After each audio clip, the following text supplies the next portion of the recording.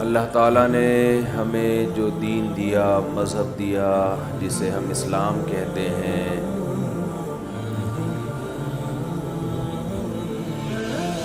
اس نے ہمیں بتایا اپنی کتاب میں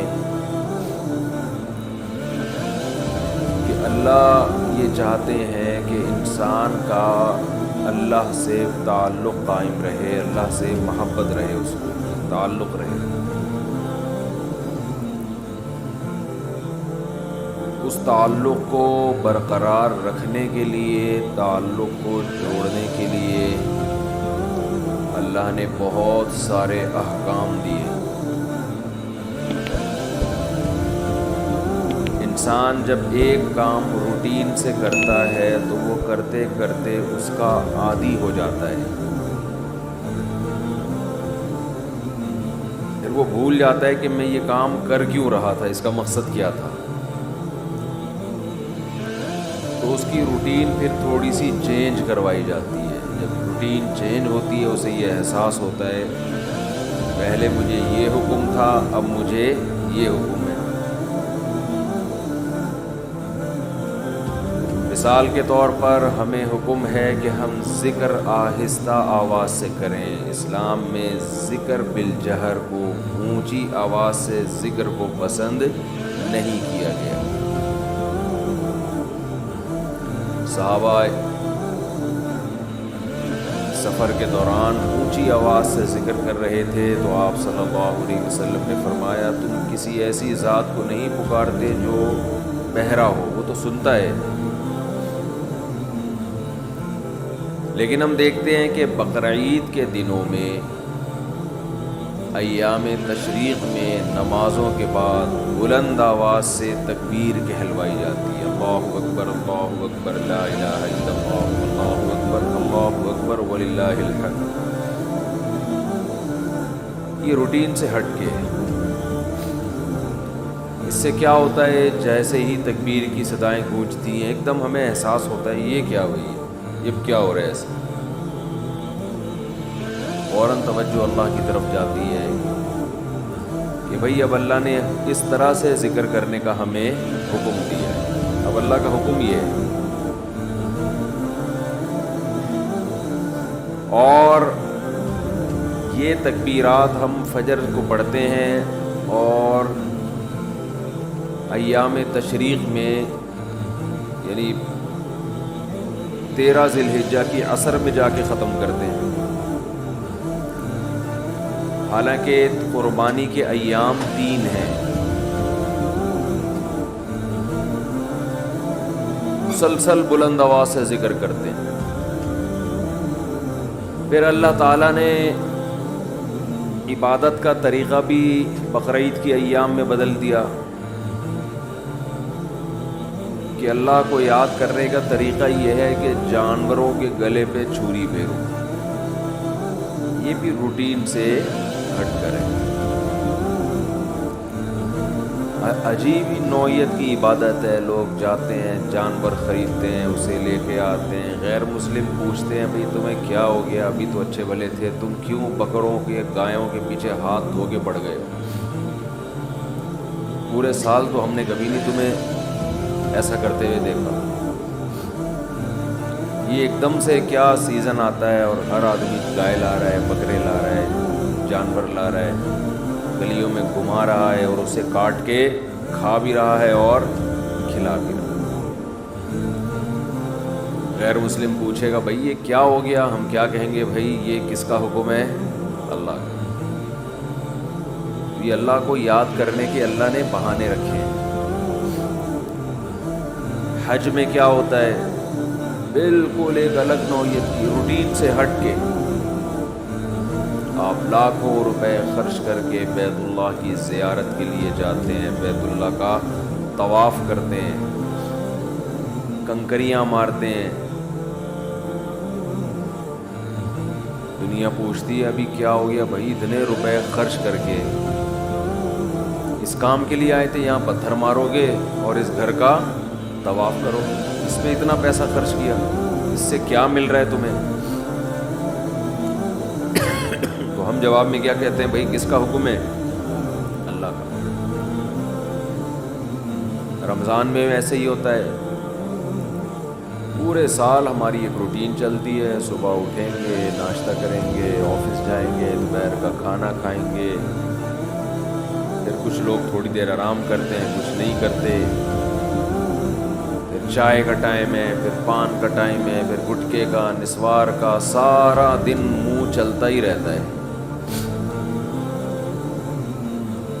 اس کے بعد جناب گھر آئیں گے, پھر رات کا کھانے میں کیا کھانا ہے, کھانا کھانا کھانا کھانا صبح سے لے کے شام تک. نارمل روٹین میں 6-7 گھنٹے کوئی انسان کھائے پیے بغیر رہ لے, کچھ بھی نہ کھائے, ایسا کہیں بھی نہیں ہوتا, پوری دنیا میں نہیں ہوتا. کچھ نہ کچھ تو انسان چکھ ہی لیتا ہے. 6 گھنٹے سے کچھ نہیں کھایا, چلو تھوڑی سی چینی اٹھا کے منہ میں رکھ لو, چلو 2 گھونٹ پانی کے ہی پی لو, ایسا ہی ہوتا ہے نا. چلو بھائی 2 نوالے, چلو دودھ کے دیگچی سے ڈھکن ہٹا کے 1 چمچ ملائی چاٹ لو. ہر آدمی کے الگ طریقے. کچھ بھی نہیں یار, آدھا کپ چائے پی لو, صبح سے چائے نہیں پی لو, کہہ رہے ہوتے ہیں نا. لیکن رمضان میں کیسی اللہ تعالیٰ روٹین چینج کراتے ہیں, ایک دم عالم اسلام میں ایک تہلکہ مچتا ہے. سحری تقریباً صبح 5 بجے بند ہو رہی ہے, تقریباً, اوپر نیچے, ایسا نہ ہو آپ ساری دنیا میں 5 بجے تک کھاتے رہیں بیٹھ کے, مثال دے رہا ہوں. 5 بجے کے بعد 6, 7, 8, 9, 10, 11, دوپہر 11 بجے 6 گھنٹے ہو گئے, آپ نے نہ کچھ کھایا اور نہ پیا. چلو 6 گھنٹے, 12, 1 بج گیا اور 8 گھنٹے ہو گئے. نارمل دنوں میں ایسا نہیں ہوتا کہ 8 گھنٹے تک ایک نوالا بھی آپ نہ چلیں. کوئی غیر مسلم آپ کے ساتھ ہو تو وہ کہے گا شاید اب یہ کھا لے گا کچھ. 8 گھنٹے, 1 بجے تک کتنا ٹائم ہوتا ہے, 8 گھنٹے, شاید اب یہ کچھ 2 نوالے کھا لے. وہ آپ کو دیکھ رہا ہے بھائی ابھی بھی نہیں کھا رہا ہے.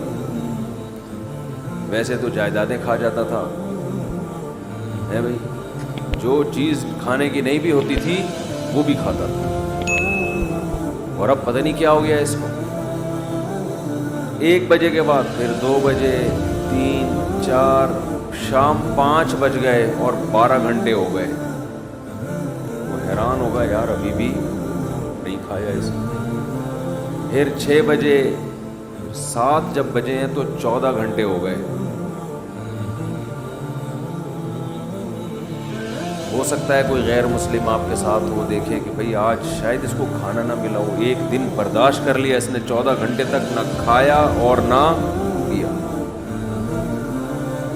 شاید کچھ شوگر لیول کم کرنا چاہتا ہو, یہ کسی ڈاکٹر نے مشورہ دیا ہو کہ آج تمہاری آنتوں میں کوئی سوزش ہے, کوئی پرابلم ہے, تو 14 گھنٹے تک مت کھاؤ.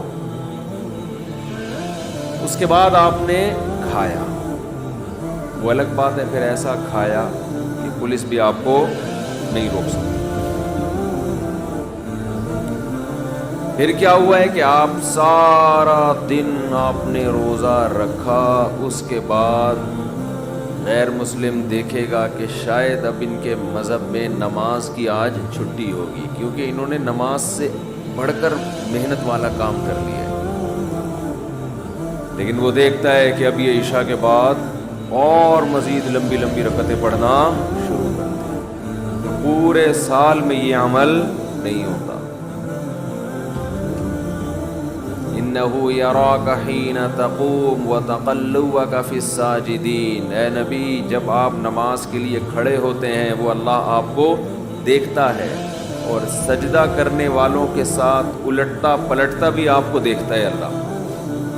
تراویح میں کیسے رکوع میں جا رہے ہیں, پھر قومہ میں جا رہے ہیں, پھر سجدے میں گر رہے ہیں, پھر سجدے سے بیٹھ رہے ہیں, پھر دوبارہ سجدے میں جا رہے ہیں, پھر کھڑے ہو رہے ہیں, پھر دوبارہ رکوع, پھر قومہ, پھر سجدہ, پھر سجدے سے کوئی کھڑے ہو کر دیکھ رہا ہو جس نے کبھی یہ عبادت نہ دیکھی ہو تو وہ حیران ہوگا نا کہ یہ مسلمان پاگل ہو گئے ہیں, دماغ خراب ہو گیا ہے, ان کو ڈاکٹر نے ایکسرسائز کا کہا ہے, ایک ہی کام کیے چلے جا رہے ہیں, رکنے کا نام لے ہی نہیں رہے.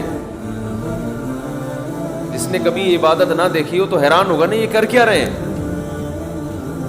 ایسا تو کسی چرچ میں نہیں ہوتا, ایسا تو کسی مندر میں نہیں ہوتا, ایسا تو کسی یہودیوں کی عبادت گاہ میں نہیں ہوتا.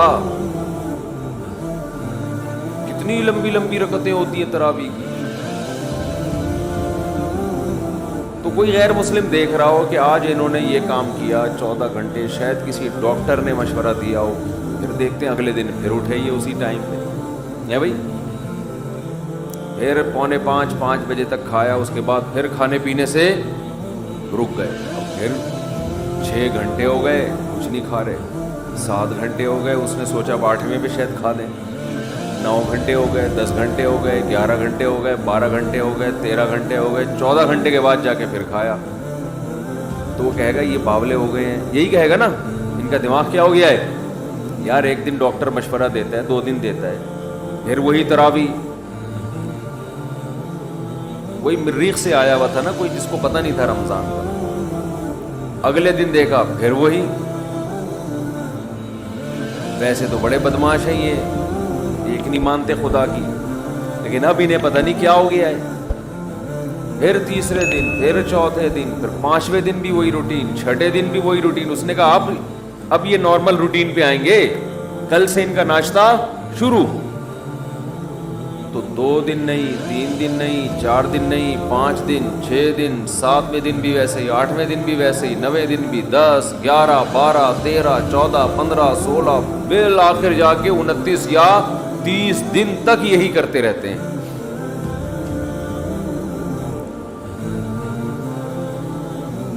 تیس دن کے بعد جا کے اللہ ان کو سہولت دیتا ہے, بھائی اپنی پرانی روٹین پہ واپس آ جاؤ.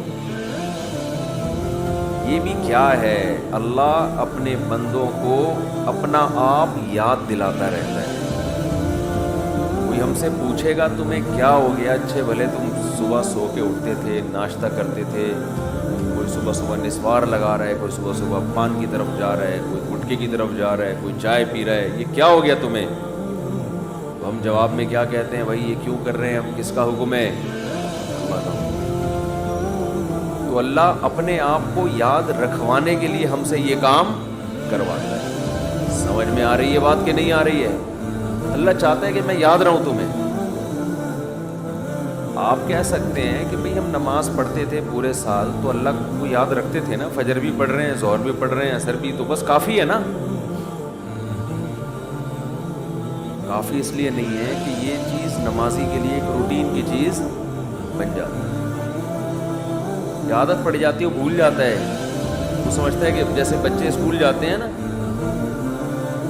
بچوں کو تھوڑی پتہ ہوتا ہے میں نے اسکول اس لیے جا رہا ہوں کہ میں سائنسدان بنوں گا, میں ڈاکٹر بنوں گا, میں انجینئر بنوں گا, میں پائلٹ بنوں گا. بچے اس کے جا رہے ہوتے ہیں, ایک روٹین, ایک عادت پڑ چکی ہے. وہ کہتے ہیں زندگی میں ہم پیدا ہی اس لیے ہوئے ہیں کہ رات کو ہم نے جلدی سونا ہے, صبح اٹھنا ہے, ہماری امی نے ہمیں ناشتہ کرا کے دھکا دے کے وین میں بٹھا دینا, پھر وین جائے گی, وہاں ہم اتریں گے, ٹیچر ہمیں پڑھائیں گے, پھر چھٹی ہوگی, پھر وہاں سے گھر آئیں گے, بس.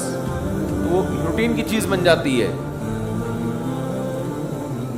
اللہ تعالیٰ اپنے بندوں کو اپنا آپ یعنی اللہ یاد دلانے کے لیے عبادت کی روٹین میں چینجنگ لاتے رہتے ہیں. اور دیکھیں کیا کرتے ہیں اللہ تعالیٰ, نماز قضا کرنا اسلام میں سب سے بڑا جرم, اس سے بڑا جرم اسلام میں نہیں ہے.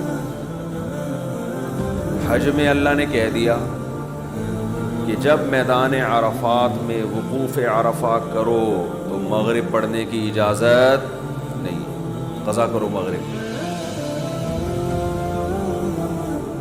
کوئی غیر مسلم کسی نمازی کے ساتھ رہا ہو اور اس نے دیکھا ہو کہ یار یہ کبھی نہیں دیکھا اس کو میں نے زندگی میں, نماز چھوڑ دے. جو نمازی لوگ ہیں اگر کوئی ان کو 1 کروڑ کی آفر کرے کہ تو مجھ سے 1 کروڑ لے لے, آج مغرب کی نماز چھوڑ دے, وہ چھوڑے گا؟ کوئی بھی نہیں چھوڑے گا. نمازی ہوگا تو نہیں چھوڑے گا. وہ کہے گا 1 کروڑ یا 1 ارب میرے لیے کیا یہ برابر. لیکن وہ دیکھ رہا ہے غیر مسلم کہ یار یہ حج کرنے گیا ہے وہاں اللہ کو راضی کرنے، لاکھوں روپے خرچ کر کے، اور عرفات میں مغرب اس نے پی گیا. یہ مغرب پی گیا. یہ ہے بھائی، پڑھ ہی نہیں رہا. اس سے پوچھو کیوں نہیں پڑھ رہا؟ بھائی مزدلفہ میں جا کے عشاء کی نماز جب ہوگی تو اس کے ساتھ پڑھوں گا. بھائی تو کروڑوں روپے کی تجھے آفر کی تھی اور تو پھر بھی نہیں، تو نے چھوڑے تھا تو اب کیوں چھوڑ دیا؟ اب تو یہاں آیا ہی خدا کی عبادت کے لیے، تو اب تو تجھے اور خشوع و خضوع سے پڑھنی چاہیے. جواب میں آپ کیا کہیں گے؟ بھائی اللہ کا حکم ہے. تو یہاں بھی اللہ اپنے آپ کو یاد کروانے کے لیے ہم سے مغرب کی نماز قضا کروا رہے ہیں، تاکہ احساس رہے ہم پڑھتے جب تھے نا روٹین کی وجہ سے نہیں، اللہ کی وجہ سے پڑھتے تھے. لہذا جب وہ کہے گا نہیں پڑھو، چھوڑیں گے ہم. پھر سمجھتے ہو کہ نہیں سمجھتے؟ نہیں سمجھتے نا. مسئلہ سارا یہی ہے. اگر سمجھتے ہوتے تو پہلے سے سمجھ کے بیٹھے ہوئے ہوتے. ہم یہ سمجھتے ہیں کہ یہ کلچر کا حصہ ہے، یہ رمضان اور بقرعید اور نہانا دھونا جمعے کے دن، یہ کلچر کا حصہ ہے. یہ کلچر نہیں ہے بھائی. یہ اللہ چاہتا ہے کہ میرے بندے مجھے یاد رکھیں. سب کی بیس اور روح یہ ہے کہ اللہ کو بندوں سے اتنا تعلق ہے کہ اللہ چاہتے ہیں میرے بندے دنیا میں جانے کے بعد مجھے بھولے نہیں.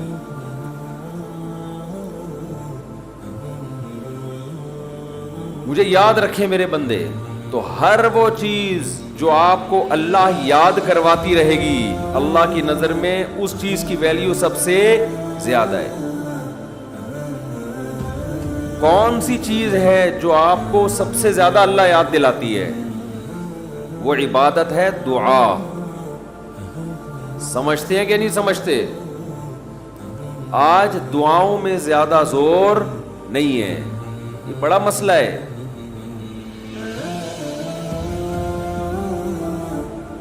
بھائی کچھ نہ کچھ وقت نکال کے ہاتھ اٹھا کے اللہ کے سامنے گڑ گڑایا کریں. آج ہم لوگوں نے دعائیں مانگنا چھوڑ دیے. جب انسان اللہ کے سامنے دعا مانگتا ہے وہ اللہ سے باتیں کرتا ہے. اگر توجہ سے دعا مانگے، دعا ایسی چیز ہے کہ یہ اللہ اور بندے کا جتنا مضبوط کنیکشن بناتی ہے، اتنا کنیکشن دنیا کی کوئی اور عبادت نہیں بناتی.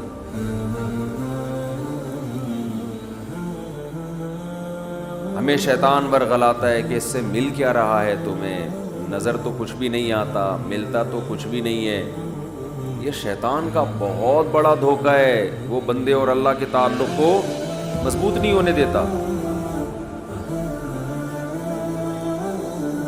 حضرت عمر رضی اللہ تعالی عنہ فرمایا کرتے تھے کہ مجھے اس کی زیادہ فکر نہیں ہوتی کہ میری دعائیں قبول ہو رہی ہیں کہ نہیں ہو رہی. مجھے زیادہ فکر اس کی ہوتی ہے کہ دعائیں مانگنے کی توفیق مل رہی ہے کہ نہیں مل رہی.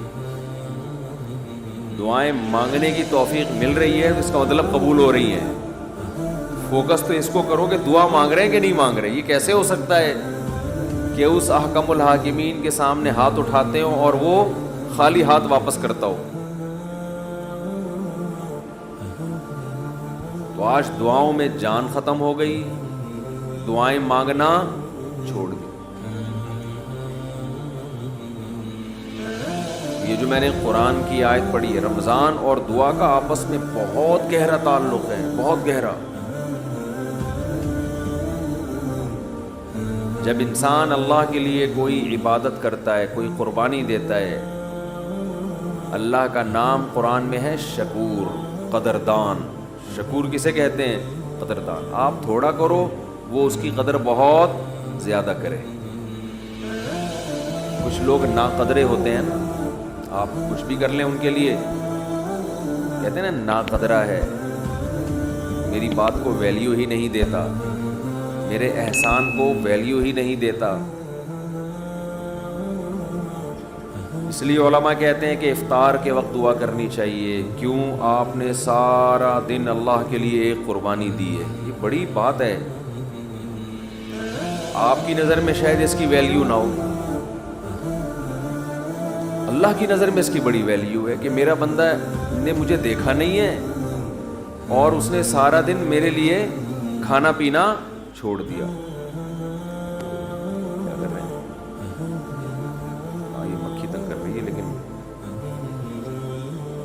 اتنا ایسے نہ پکڑیں کہ مکھی سے زیادہ آپ تنگ کرنا شروع کر دیں. بس بھاگ گئی, نام ہی کافی ہے. تو کیا بات چل رہی تھی یار؟ دعا کی تو چل رہی تھی. یہ یہاں ہاں افطار کی بات کر رہا تھا. تو ہم اس کو شاید ہلکا سمجھتے ہوں, لیکن اللہ کی نظر میں یہ ہلکا عمل نہیں ہے. اللہ کہتے ہیں مجھ پر ایمان رکھتے ہیں, مجھے مانتے ہیں. اگر اللہ کو نہ مانتے ہوتے تو کوئی کسی کے کہنے پر کھانا پینا, آج کل تو لوگ ڈاکٹروں کے کہنے پہ نہیں چھوڑ رہے. ڈاکٹر کہتا ہے کہ آپ کو نقصان دے گا کھانا پینا, آپ ڈائٹنگ کرو, مت کھاؤ, پھر بھی کھا رہے ہیں لوگ کہ مر جائیں لیکن کھانا نہ چھوڑیں. کتنی بڑی اللہ کی رحمت ہے. اللہ تعالیٰ پورے رمضان میں ہم سے کھانا پینا چھڑوا دیتے ہیں, توفیق دے دیتے ہیں. تو میرے اور آپ کے دل میں شاید قدر نہ ہو, لیکن اللہ تو قدردان ہے, وہ اس عمل کی بہت زیادہ قدر کرتا ہے. اس لیے کہتے ہیں کہ افطار کے وقت دعائیں قبول ہوتی ہیں. تضرع کا وقت ہے, عاجزی کا وقت ہے. تو دعائیں خوب کثرت سے کیا کریں. دعاؤں میں عاجزی, گڑ گڑانا, لجاجت کرنا. نبی صلی اللہ علیہ وسلم نے فرمایا دعا رو کے مانگو, اور رونا نہ آئے تو رونے جیسی صورت بنا لو. صورت بنا لو رونے جیسی. ہمارے نبی نے ہمیں, کیونکہ اللہ کے سفیر ہیں نا, اللہ کا پیغام لے کر آئے, تو ہر چیز میں ہمیں گائیڈ کر دیا ہے. غیر مسلم کے پاس نہ مانگنے کا طریقہ ہے, کس سے مانگنا ہے یہ بھی نہیں پتا, کیا مانگنا ہے یہ بھی نہیں پتا. کبھی ادھر جا کے مانگ رہا ہے, کبھی ادھر جا کے مانگ رہا ہے, یہ بھی نہیں پتا مانگنا کس سے, کیسے مانگنا ہے. کوئی یوں مانگ رہا ہے, کوئی کسی اور اسٹائل سے مانگ رہا ہے, یہ بھی نہیں پتا. کون سے ٹائم پہ مانگنا ہے جس میں قبولیت کا امکان زیادہ ہے, یہ بھی نہیں پتا. تو اللہ کے حبیب صلی اللہ علیہ وسلم نے ہمیں یہ بھی بتایا مانگنا کیا ہے, یہ بھی بتایا کس ٹائم پہ مانگنے کی فضیلت زیادہ ہے, اور یہ بھی بتایا مانگنا کیسے ہے. دل کی کیفیت کیا ہونی چاہیے, ظاہر کی کیفیت کیا ہونی چاہیے.